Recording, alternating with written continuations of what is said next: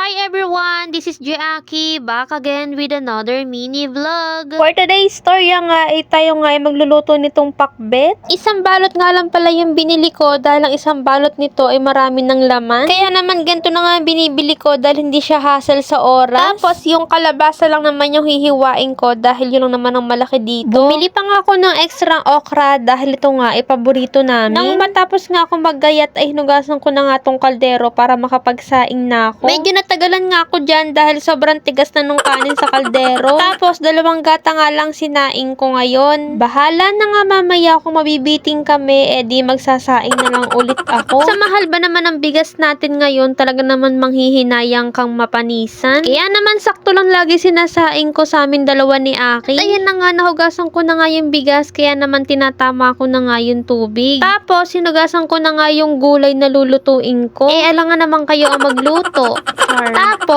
Tapos na nga hugasan yung gulay, kaya naman binuksan ko na nga yung kalan. Tapos, nilagay ko na yung mantika, yung gulay, ayan, tatarang pa nga. Naman naman talaga to, kada magluluto ako, lagi na natatalsikan. Kaya nga, binuksan ko na nga yung pinto dahil sobrang usok na ng bahay. Habang nakasala nga yung gulay, tapos yung kanin, sinimulan ko naman maglaba. China-challenge ko nga yung sarili ko, no, wag munang mag-washing ngayon para ma-maintain namin yung pagbaba ng kuryente. Since kakaunti naman yung nilalabhan ko, kaya naman hindi na ako gumagamit ng washing or ng dryer. Kaya naman kinuha ko na nga din yung sabon na powder. Habang kumukulo nga yung gulay, sige naman ako kuskus nitong aming damit. Ano lang talaga, bumaba yung kuryente namin dito, char. Tapos naluto na nga yung gulay, kaya naman hinango ko na din. At dahil pinairal nga ang katamaran, hinawakan nga yung kawali na sobrang init. Tapos naalala ko nga no nakaraan, bumili nga ako nung tuyo. Yung isdang maliliit. Yung ganito, yan, yung ganito.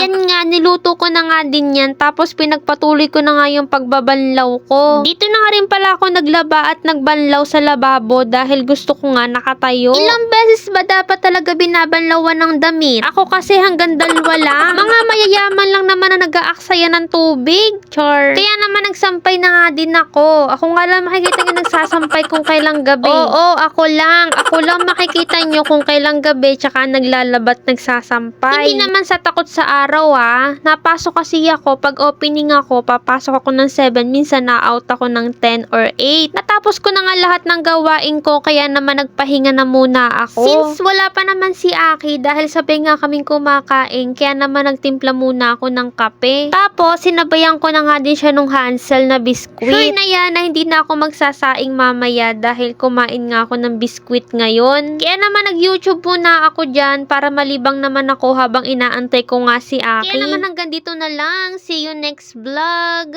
Bye!